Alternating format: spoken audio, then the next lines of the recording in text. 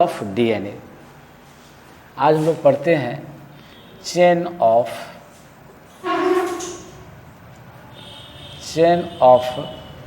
DNA. Chain of DNA, ये chain of DNA. ये chain of DNA है, ये कैसा है, इसको हम लोग कैसे देखते हैं। तो डीएनए का देखिए, तो इसको जो हम लोग कहते हैं, तो ये रियल में कैसे है, ऐसे चेन बना है। तो इसको हम लोग देखते हैं, ये पॉलीन्यूक्लियोटाइड है। ये इसको हम लोग कहते हैं पॉलीन्यूक्लियोटाइड। ये है पॉलीन्यूक्लियोटाइड। ये छोटे छोटे कण मिल करके ये क्या बनाता है, न्यूक्लियोटाइड बनाता है। और इससे ये जो चेन जो टूटता है, तो ये ऐसे है, ये देखिए न्यूक्लियोटाइड है, ये है न्यूक्लियोटाइड। अब फिर न्यूक्लियोटाइड को क्या कर दिया गया है, ये दो भागों में बांट दिया गया है। तो न्यूक्लियोटाइड को जो दो भागों में बांटा गया है, उसमें किस में बांट दिया गया है, तो हम लोग सबसे पहले इसको देखते हैं न्यूक्लियोटाइड को। ये न्यूक्लियोसाइड, ये ये है साइड, ये है न्यूक्लियोसाइड है ये। और ये न्यूक्लियोसाइड है, और इधर हम लोग क्या देखते हैं, फॉस्फेट। इधर क्या देखते हैं, ये है फॉस्फेट, ये है फॉस्फेट। और न्यूक्लियोसाइड को हम लोग क्या कर दिए हैं, क्या कर दिया है, इसको फिर दो भागों में बांटा गया है। इसमें बांट दिया गया है शुगर, ये है शुगर। और क्या बांट दिया गया है, क्षार, ये है क्षार, यानी शुगर और बेस। ये है शुगर और ये क्या है, ये है बेस। ये है शुगर और ये है बेस। अब यहाँ पर क्षार को फिर क्या कर दिया गया है, डिवाइडेड इनटू टू पार्ट्स। तो इसको क्या कर दिया गया है, प्यूरिन और पिरामिडिन। ये है प्यूरिन और यह है पिरीमिडिन। यह है पिरीमिडिन, यह है पिरीमिडिन, ये प्यूरिन। और प्यूरिन को फिर क्या कर दिया गया है, दो भागों में बांटा गया है। ये दो भागों में बांट दिया गया है। ये है एडेनिन और गुआनिन। एडेनिन और ये है गुआनिन। यह है यह है एडेनिन और ये है गुआनिन। एडेनिन और ये है गुआनिन। और पिरीमिडिन, इसमें क्या भागों में बांट दिया गया है, ये है थायमिन और ये है साइटोसिन। ये है थायमिन और ये है साइटोसिन। ये है साइटोसिन। तो इस प्रकार से इसको बांट दिया गया। यही है चेन ऑफ डीएनए। यानी सबसे पहले ये पॉलीन्यूक्लियोटाइड है, पॉलीन्यूक्लियोटाइड को तोड़ा तो ये क्या हो गया, न्यूक्लियोटाइड हो गया। न्यूक्लियोटाइड को फिर दो भागों में बांट दिया, तो न्यूक्लियोसाइड और ये क्या हो गया, फॉस्फेट। फिर न्यूक्लियोसाइड को दो भागों में बांट दिया, ये हो गया शुगर और ये हो गया क्षार। फिर क्षार को दो भागों में बांट दिया, ये है प्यूरिन और ये है पिरीमिडिन। फिर प्यूरिन को क्या कर दिया गया, एडेनिन और ये कर दिया गया गुआनिन। और फिर पिरीमिडिन को क्या कर दिया, थायमिन और ये क्या कर दिया, साइटोसिन। तो इस प्रकार से ये क्या है, चेन ऑफ डीएनए है। तो चेन ऑफ डीएनए तो हम लोगों ने इसको देख लिया। तो अब इसमें क्या हम लोग देखते हैं, तो कहता है कि ये जो डीएनए है, ये जो डीएनए है, तो डीएनए को क्या कर दिया गया, ये क्रिक एंड वाटसन ने, ये जो डीएनए है, इसको क्या हुआ भाई, ये क्रिक एवं वाटसन, ये वाटसन ने ये देखा, क्या देखा भाई, इसको डबल हेलिक्स में देखा। ये क्रिक्स एवं वाटसन ने इसको क्या देखा, ये डबल हेलिक्स में देखा। ये डबल हेलिक्स में इसको देखा।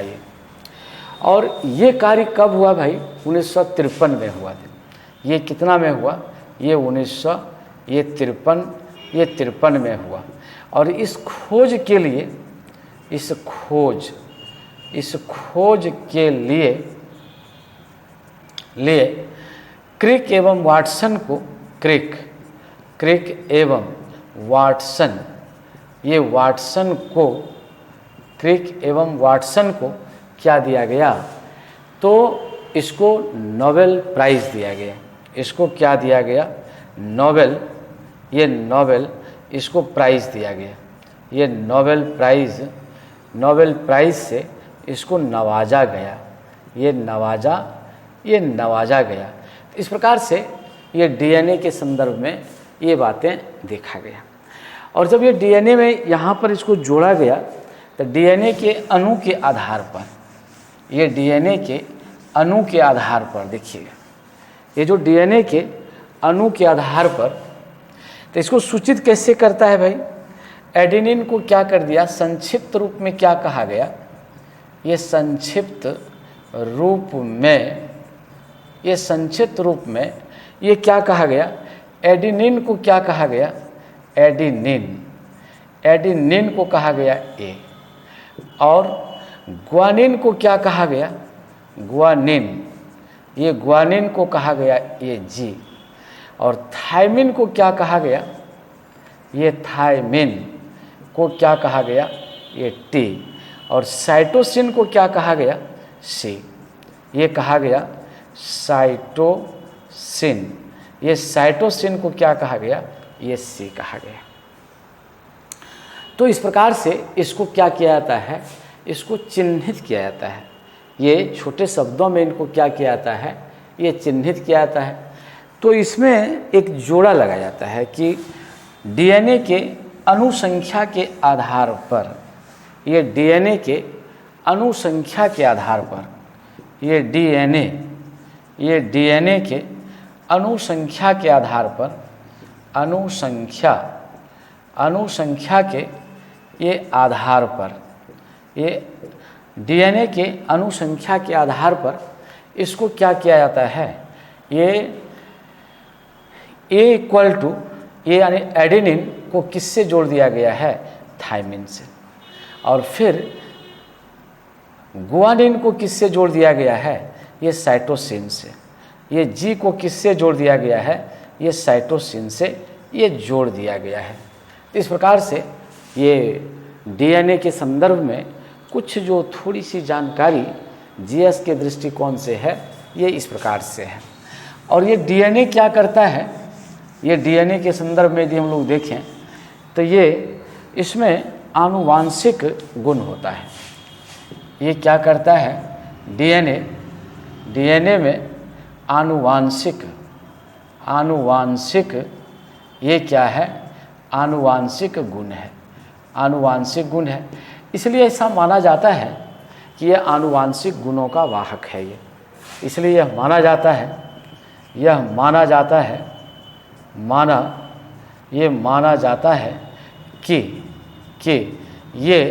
आनुवांशिक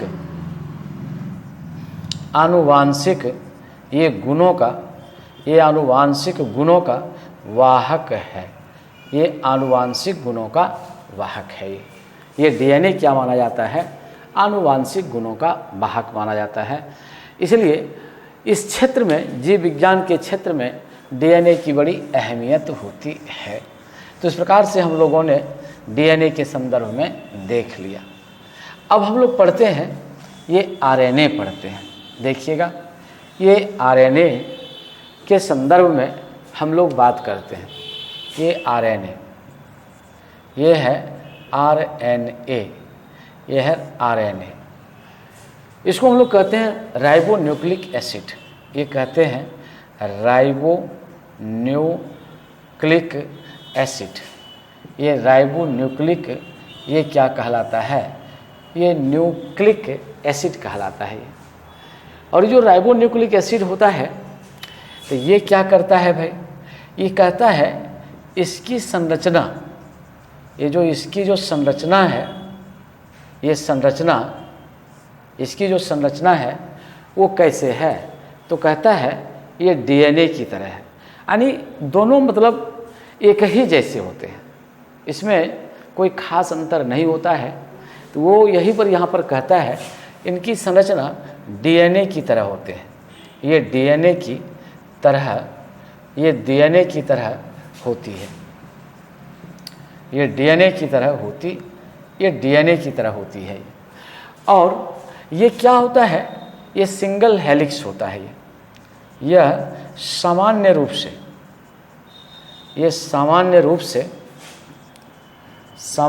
से ये क्या है, ये सिंगल हेलिक्स है।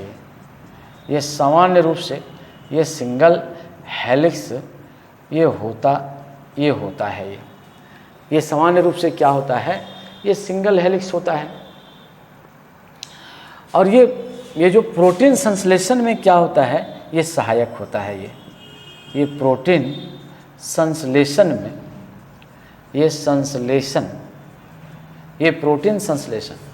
प्रोटीन सिंथेसिस, ये प्रोटीन सिंथेसिस में ये सहायक होता है। प्रोटीन सिंथेसिस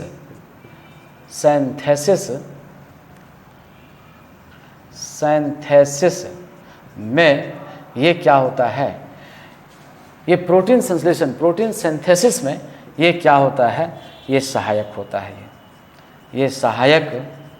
ये प्रोटीन संश्लेषण में ये क्या होता है, ये सहायक होता है। ये प्रोटीन सिंथेसिस में ये क्या होता है, ये सहायक होता है। और कभी कभी ये क्या करता है कि जो विषाणु होते हैं, वायरस होते हैं, उसमें ये आनुवांशिक गुणों का वाहक भी होता है। ये कुछ वायरस में आनुवांशिक गुणों का ये वाहक होता है। कहता है कि कुछ वायरस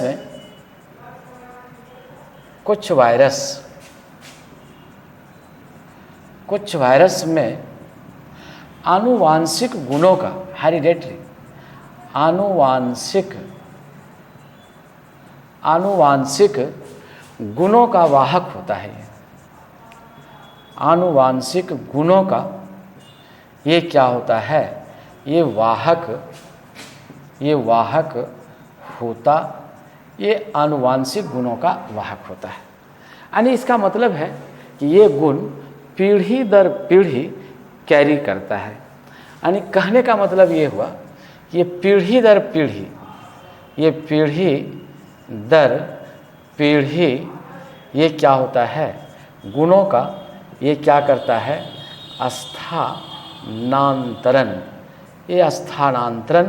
ये करता है। लेकिन सामान्य रूप से ये जीवों में नहीं। ये खास करके ऐसी अवस्था किस में होती है, ये विषाणु में ही होती है। अन्य चीज़ों में ये बातें नहीं देखी जाती है। अब हम लोग इसको क्या करते हैं भाई, अब ये जो वायरस है, वायरस कहते हैं, ये जो आरएनए है, इसको हम लोग 3 भागों में बांट देते हैं। तो हम लोग लिखते हैं डिवीजन ऑफ आरएनए। ये है डिवीजन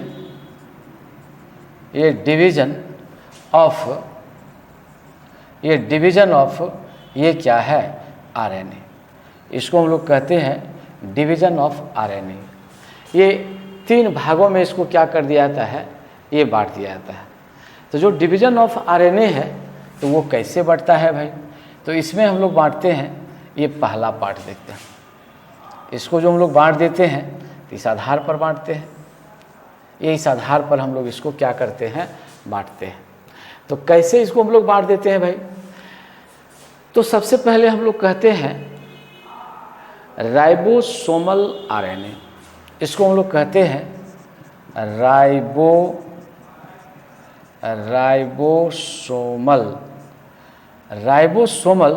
आरएनए। ये राइबोसोमल आरएनए। फिर हम लोग इसको कहते हैं स्थानांतरण, ये है आरएनए, ये है स्थानांतरण आरएनए। और फिर इसको हम लोग कहते हैं मैसेंजर आरएनए, यानी संदेशवाहक